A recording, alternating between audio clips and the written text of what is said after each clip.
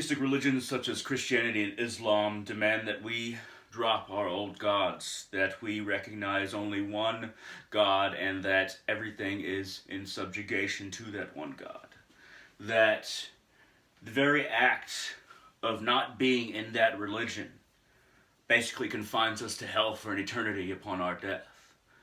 That we should toss aside our spiritual traditions and practices that our ancestors have held for so long, and that all free spiritual societies have held for so long. And it's not always about ancestors, it's not always about race. A lot of the time it's about embracing those sides and aspects of reality that certain gods have reign over, certain gods help us attain.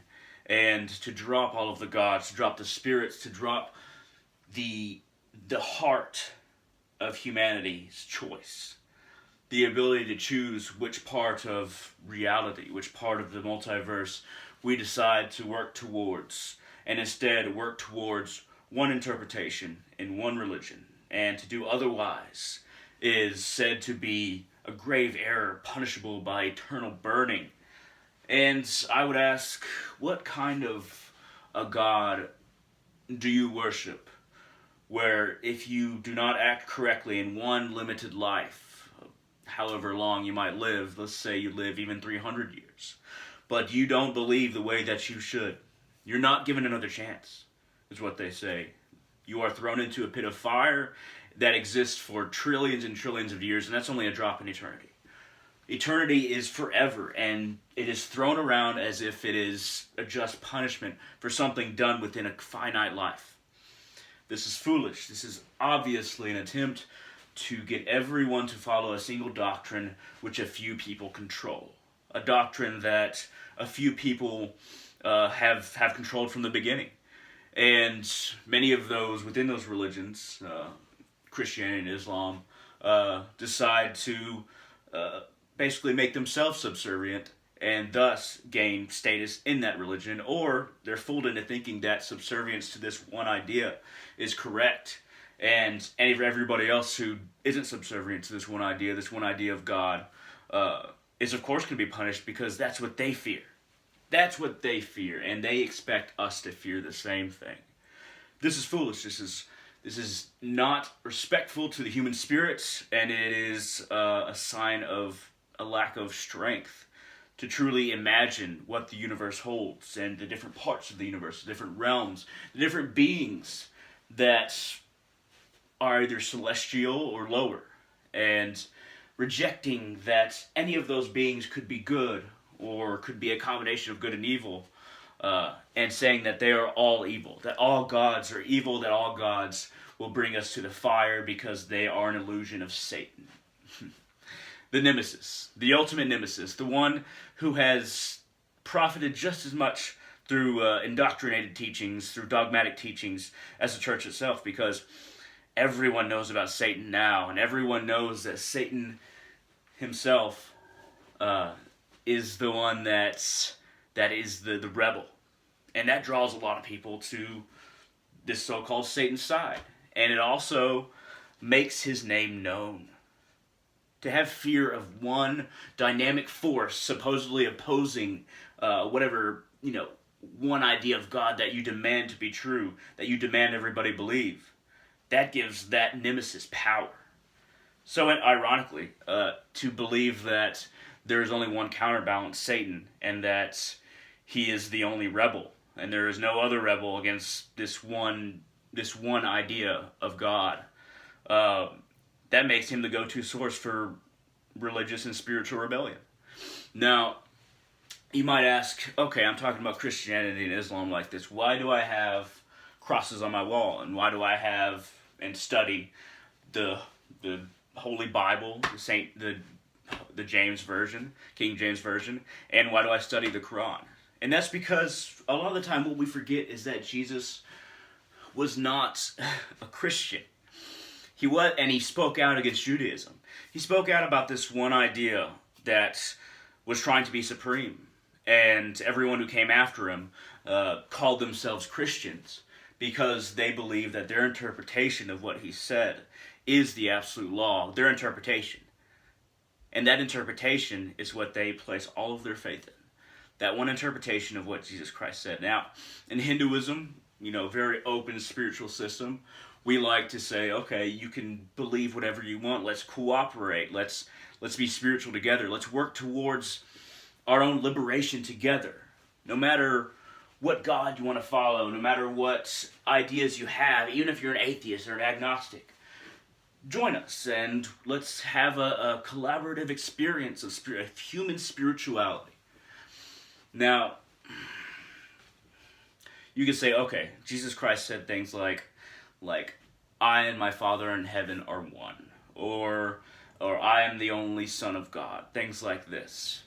Of course, the translation makes this doubtable as far as translating it into English. The English definition or the wording is far different than the words used back then. But another thing we have to consider is that I think, and many other people think, that Jesus Christ was talking about this united consciousness.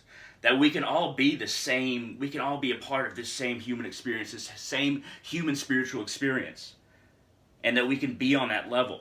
And that he achieved that level. And that there are others who can achieve that level or have achieved that level. And we can work our way there. And it's not about bowing down to a single ultimate God forever and kneeling always in the kingdom of heaven for eternity. It's about becoming part of that one source. That one source that Jesus was talking about.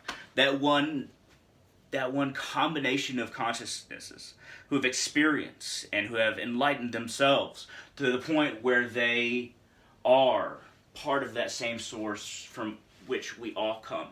So that makes everything a part of this idea of God, the source. That makes every single person's responsibility to enlighten their soul, to work towards this one source in whatever way they seem fit. Not just because of one book, not just through one book, not just through one ideology or one religion, and just tossing aside everybody else who believes anything else.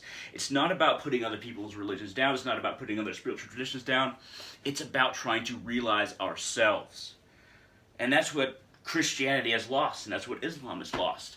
And as far as Judaism goes, they seem very adamant about following the laws of Moses, far more so than they do about progressing spiritually in any way. There are other monotheistic religions, but these are the ones who try to enforce their ideas onto us and get us to toss aside our gods. The ones who have achieved godhood, by, and I don't say this lightly, by actually helping everyone else. These are true gods. There are beings who don't help everyone else, who don't want to serve a function, in the grander whole, and want to be isolated and want to just achieve power and don't care about helping us. Those are not the gods that I look up to. Those are not gods, but something else. There are many names for these things. And the names aren't Satan, the devils, or anything like that. But there are selfish gods out there who I do not call gods. But everything is a part of the same whole, and everything is moving towards the same experience of unity. And it's not about being separate from and kneeling before.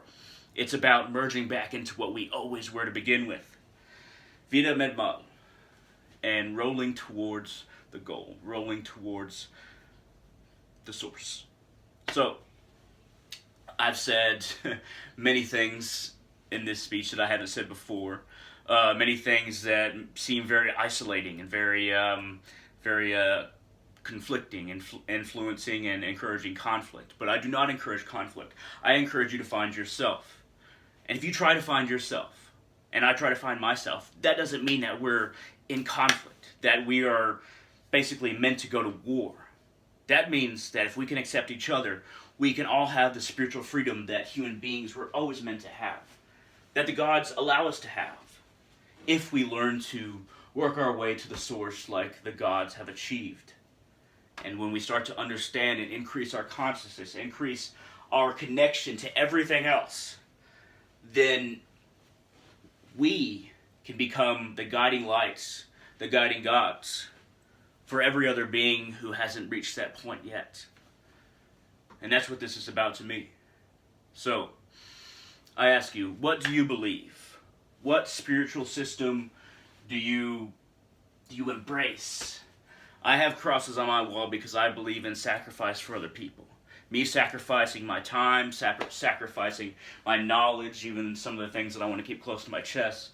Me working towards that state to where I can help everybody.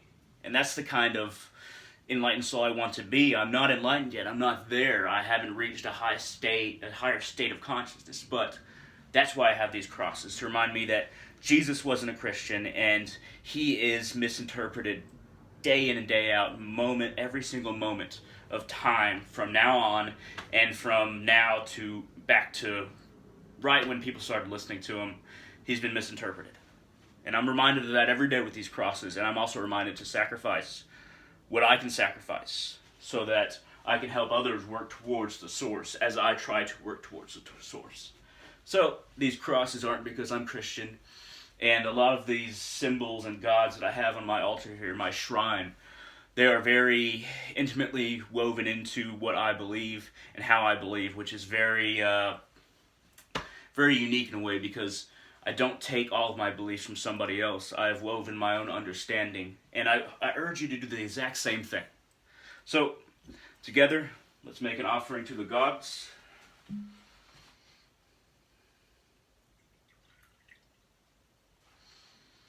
Let us also hope that others will accept us for our own spiritual practices and beliefs, and let us accept others so we can once again all look to our own gods without fighting, and with the knowledge that we will one day be the gods.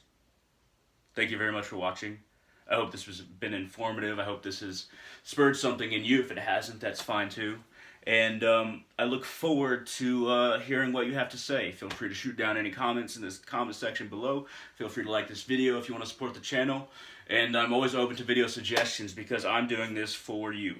I'm not doing this because I care about power or fame. I'm doing this for you. And that's why it's taken a long time to grow, is because I don't use the same tactics that other YouTube channels use. But look within, brothers and sisters. Who are you really? Find out who you are, find out who you want to be, and find your path to that ultimate goal. Vida Medbal. Rolling towards the goal. Thank you very much. Y'all have a great day.